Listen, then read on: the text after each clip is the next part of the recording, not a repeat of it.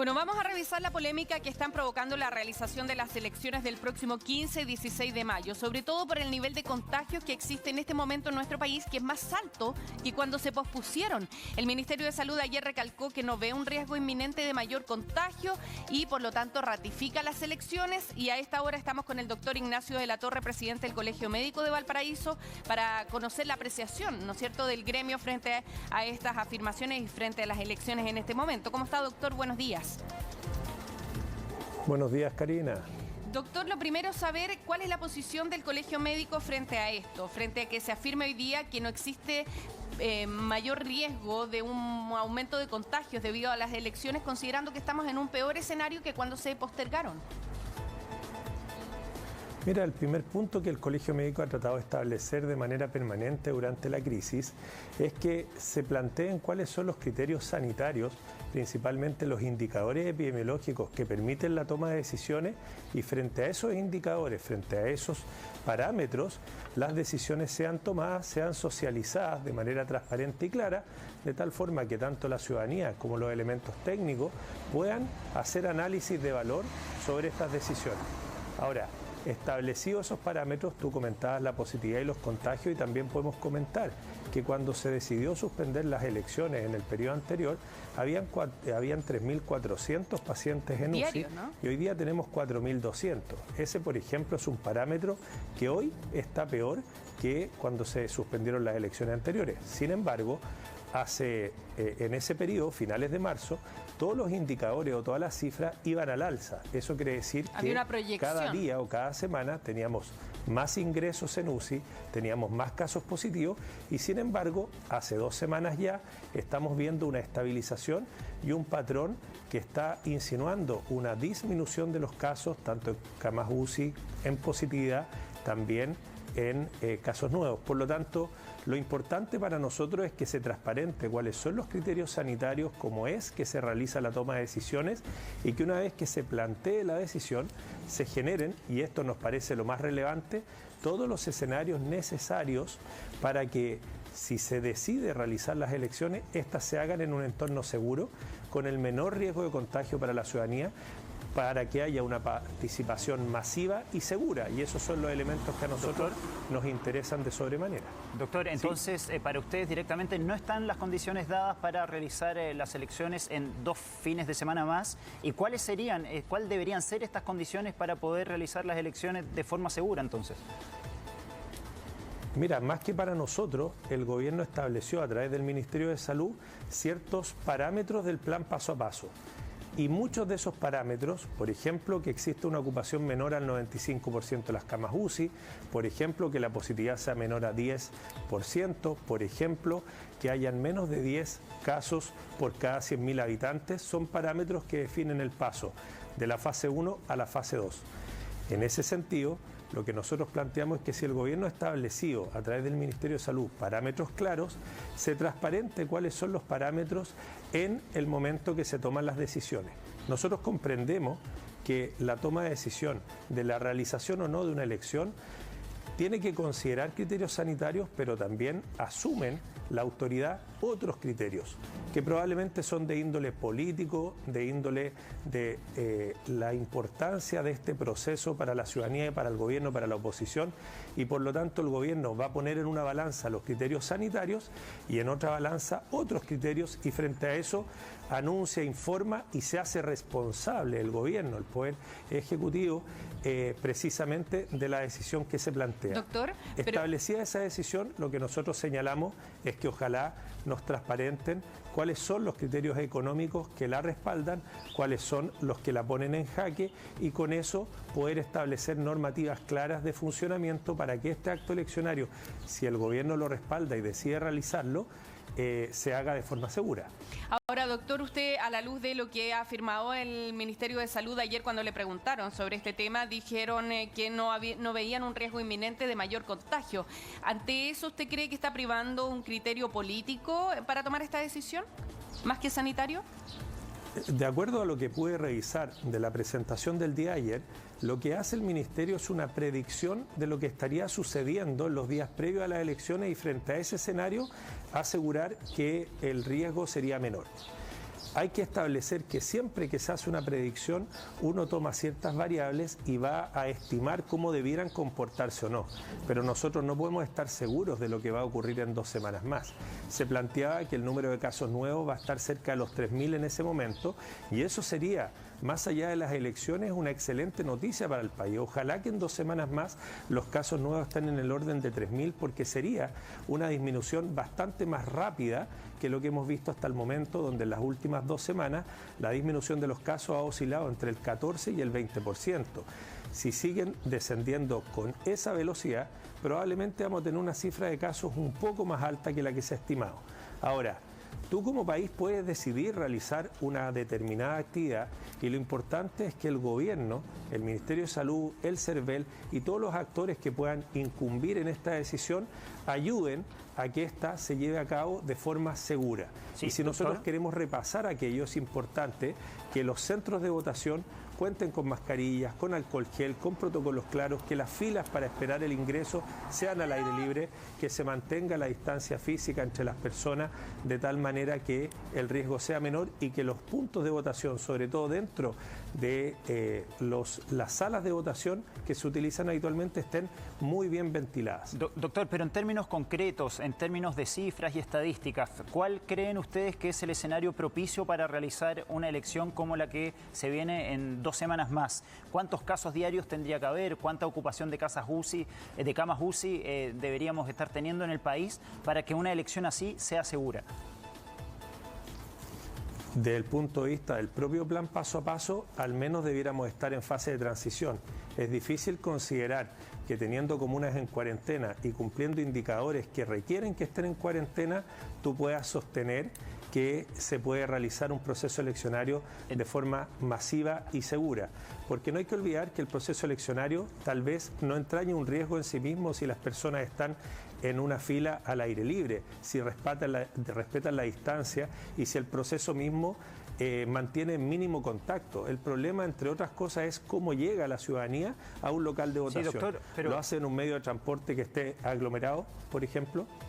Doctor, usted plantea entonces que las comunas tienen que estar en fase 2 para poder realizar las elecciones, pero entonces podrían pasar muchísimos meses más para que ese escenario se produzca y entonces realizar las elecciones.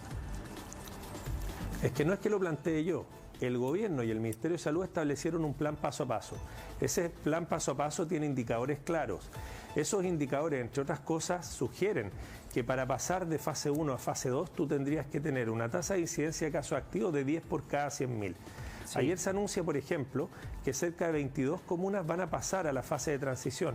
Sin embargo, muchas de ellas hoy día no tienen esa cifra que el mismo gobierno estableció.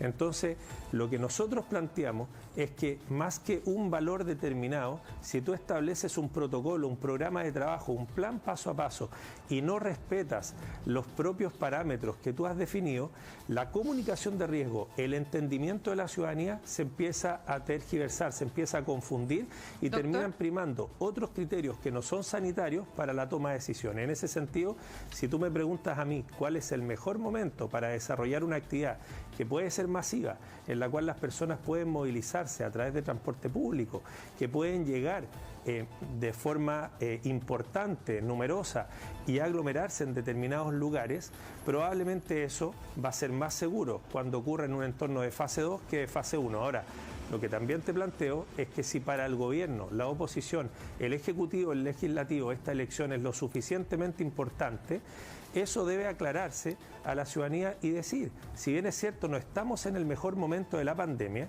si bien es cierto tenemos más casos que los que la fase 2 nos permite, si bien es cierto tenemos una positividad más alta que la que quisiéramos, esto es tan relevante que como país decidimos realizarlo y le vamos a pedir a todos que nos enfoquemos en reducir el riesgo. Porque finalmente lo que tenemos que tratar de transmitir, nosotros como médicos nos toca atender un paciente COVID y tomamos todas las precauciones para no contagiarnos. Por lo tanto, el problema no es el COVID en sí mismo, esta no es una nube que pasa por arriba de nosotros y nos contagia, sino que es un virus que se transmite en interacciones de persona a persona.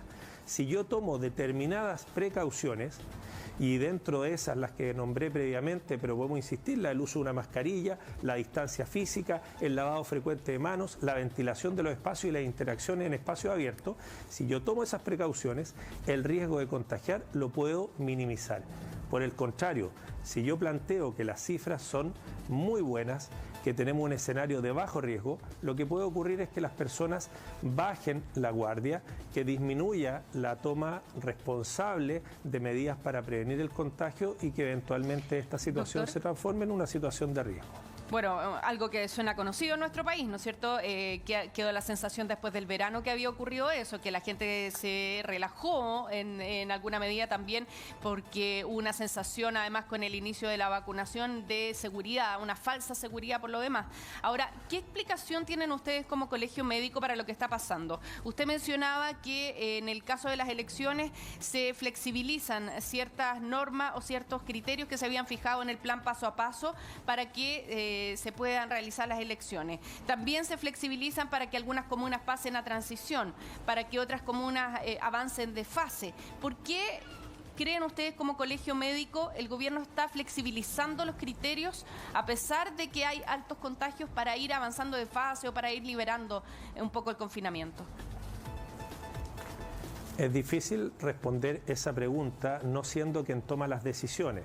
Lo que te puedo comentar es que el Colegio Médico, entre otras cosas, pidió por transparencia saber quiénes integran la mesa asesora que toma o que según nos informan son los tomadores de decisiones. Porque se definieron criterios y tú podrás ver, hay mucha actividad en redes sociales cada vez que se anuncia la salida de una comuna a fase 2 o fase 3 y esa actividad, una de las cosas que hace es tomar el cuadro que establece los parámetros de avance en el plan paso a paso y compararlos con los mismos parámetros que el Ministerio de Salud nos presenta. Y inmediatamente se produce mucho ruido porque muchos de los parámetros no se cumplen. Uno de los más conocidos es la ocupación de camas UCI bajo el 95% y especialmente bajo el 90%. La tasa de incidencia de casos activos para pasar a la fase 2 debía ser, según la propia instrucción del plan paso a paso, menor a 10 por cada 100.000.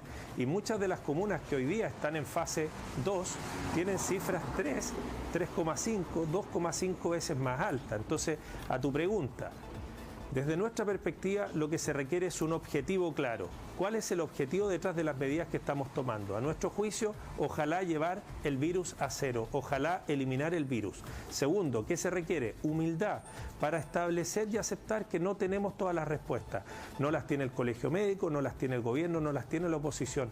Pero entre todos juntos, si trabajamos, podemos llegar a mejores respuestas a un mismo problema. Y lo último, se requiere disciplina. Y la disciplina es tanto del gobierno, de la oposición, como de la sociedad en su conjunto. La disciplina se refiere a que establecemos una serie de medidas y las cumplimos de la manera que la hemos preestablecido.